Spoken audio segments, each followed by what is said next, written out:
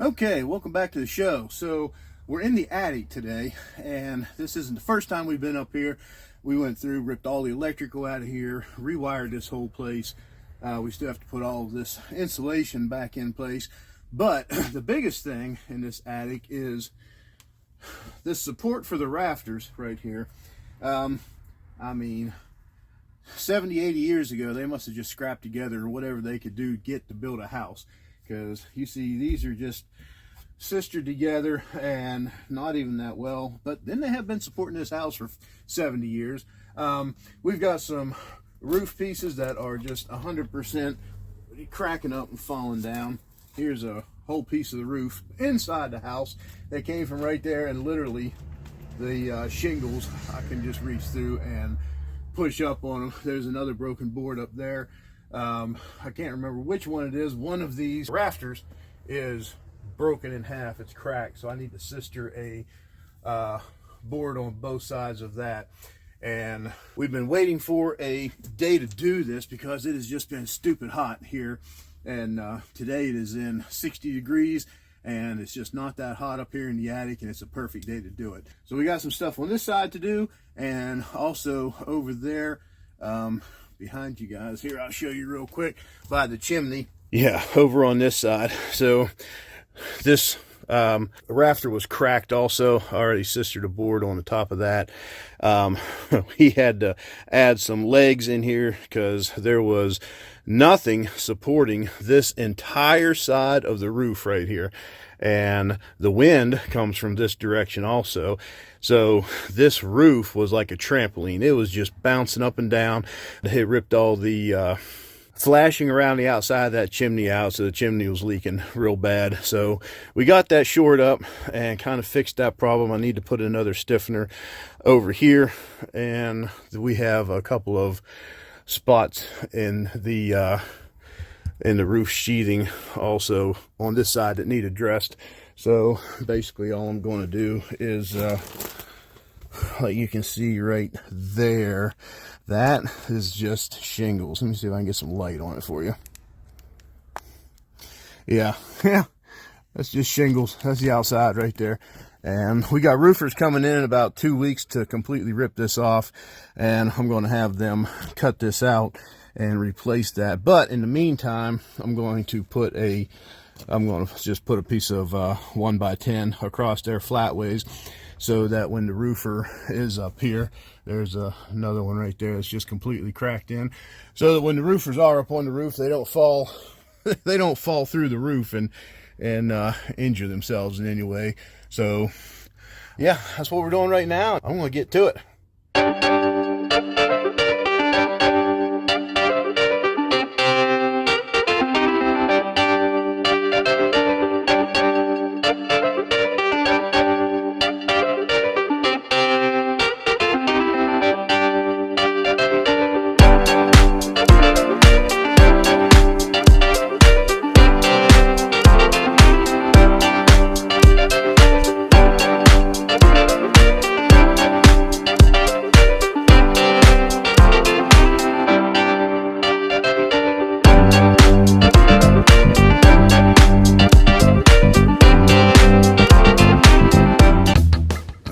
'Working on these old homes is tough for a big boy. You gotta turn yourself into Gumby to get back into some of these spots. Now I know this doesn't look exactly tight back in here, but trust me, it is.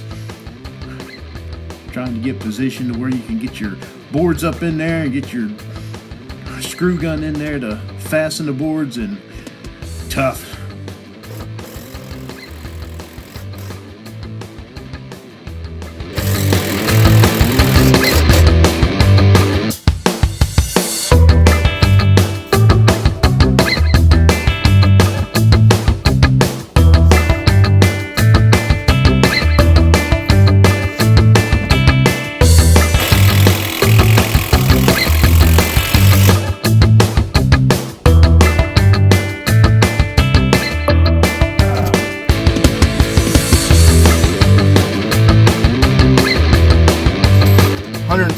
Up here, up underneath the roof. It's a wonder I don't have any issues at all. That's what good eating, exercise, and stretching every day does for you. Whew, let's get out of here. It's hot.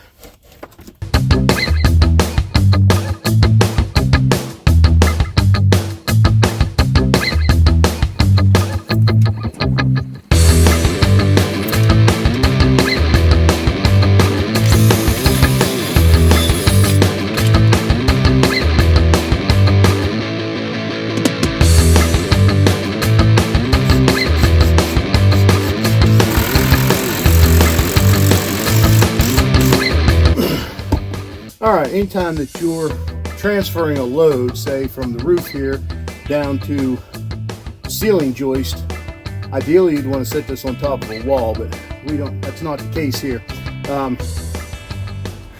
One thing to consider in these older homes these are not modern 2x10, 2x12 construction in the ceiling joist. These are 80-year-old rough cut 2x4s, so you want to transfer the load out as far as possible, which is why I'm putting a 2x8 on top of two of the ceiling joists. That way it transfers one load point to two structures and gives a little better support.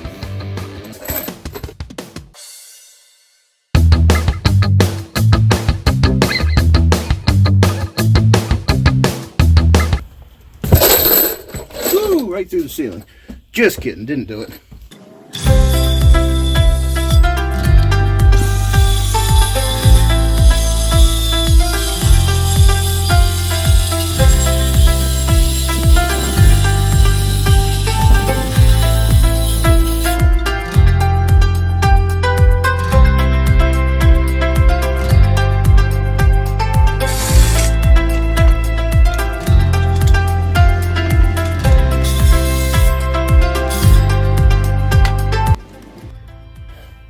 Okay, so this section of roof, this hip right here, it has zero support underneath of it.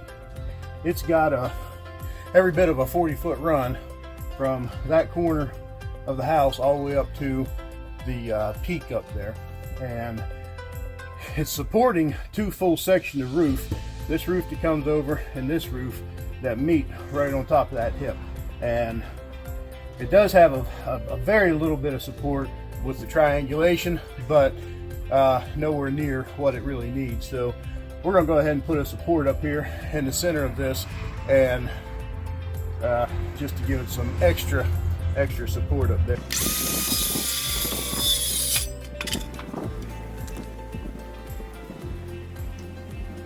Once again, we're tying this in across rough cut 2x4s, so we need to distribute the load as much as we can. So we're going to distribute it across two of these floor joists, and so here where I'm mounting this plate on top of the ceiling joist, there actually is a wall basically directly underneath of my belly there. So this plate is literally less than 5 inches off of the wall that those 2x4s are sitting on, so there is plenty of support structure right there. If you was wondering, just a side note.